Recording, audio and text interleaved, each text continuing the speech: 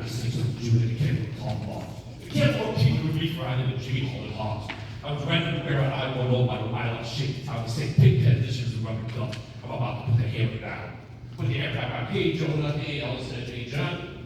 And I think I saw a couple friends over here, hello Sophie with an F, it's the end of the day. And of course, we've got to say hello to our friends watching at home. Watching my notes, get like a little preview, go ahead.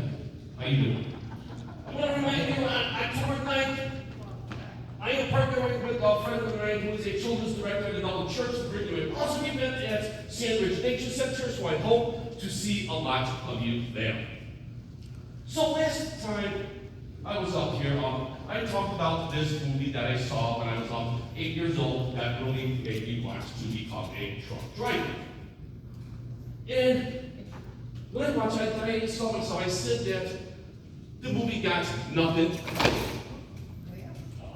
Right. Why don't you stop there? About it.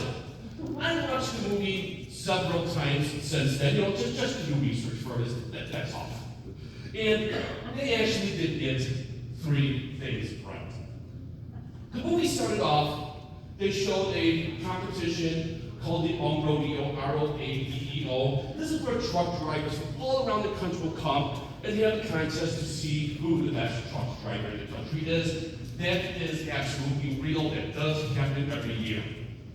The second thing, the basic plot was this truck driver got challenged to go from a city in Georgia into Texas to pick up a load and bring that load back to Georgia and do it in 28 hours. For whatever reason, when he was asked to pick up, it was illegal to bring into Georgia at that time. I don't know why it was, but it was so that can add to the challenge. That was absolutely correct.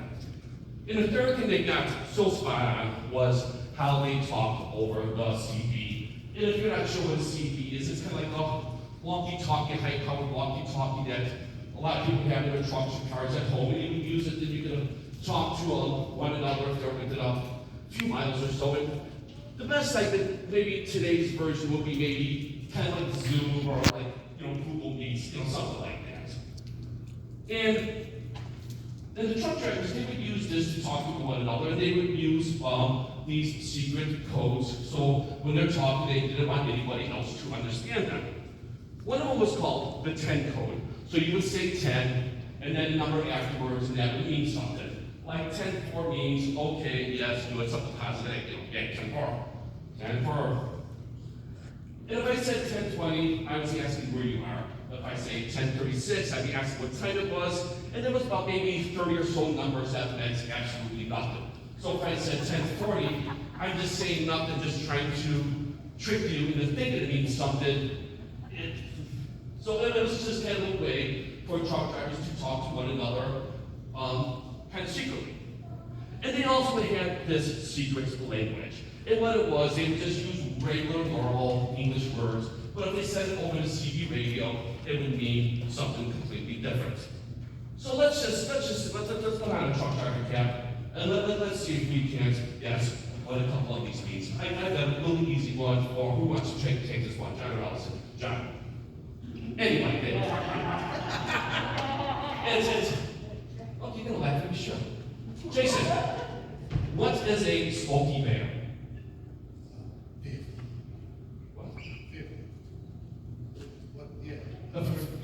No. If I say I see smoky bear, what am I saying?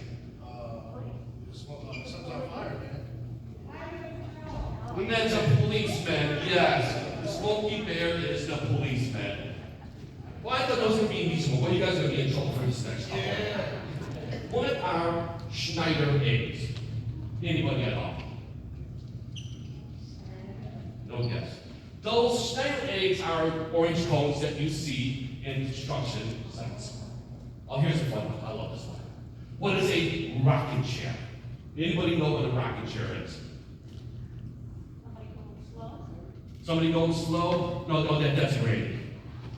No, I did not make it to the message. The rocking chairs, whenever you see like a bunch of trucks in a line, that's called a convoy.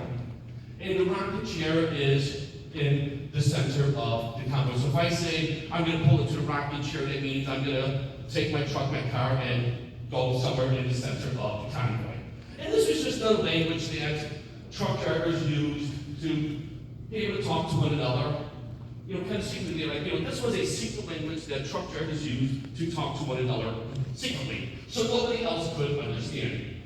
But as the CDs got more popular in the 1970s, regular people had them in their cars and homes, and you could go to the store and buy trucker dictionaries to understand this. The code was broken, no longer a secret.